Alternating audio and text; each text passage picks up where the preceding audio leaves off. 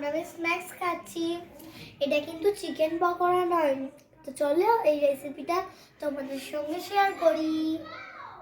তো বন্ধুরা, ওই পকোড়াগুলো কিন্তু চিকেন পকোড়া না, ওগুলো হচ্ছে ফুলকপির পকোড়া।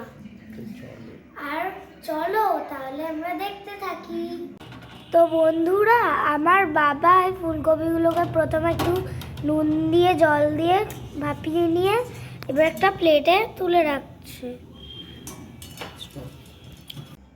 তো বন্ধুরা, আমার বাবা প্রথমে একটা ডিমকে বাটিতে ফাটিয়ে রাখলো।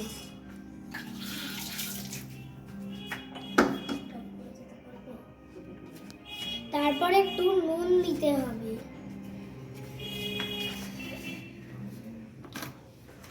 তারপরে একটুখানি কর্নফ্লাওয়ার দিয়ে দিতে হবে। তারপর সেটাকে ভালো করে মিক্স করে সেটাকে ফ্রাই করে নিলেই হয়।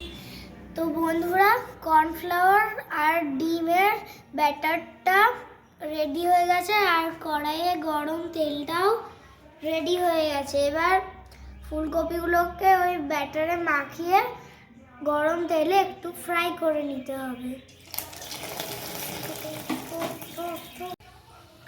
তো বন্ধুরা, এটা একবার ফ্রাই করে নেওয়ার পরে আরেকবার ডিপ ফ্রাই করে নিতে হবে। তো চলো আমরা দেখতে থাকি। তো বন্ধুরা, এখন পকোড়া রেডি। তো দেখলে, এটা ফুলকপির পকোড়া। তোমরাও বাড়িতে বানিয়ে খেও। এই আমি এখন খাচ্ছি। টাটা।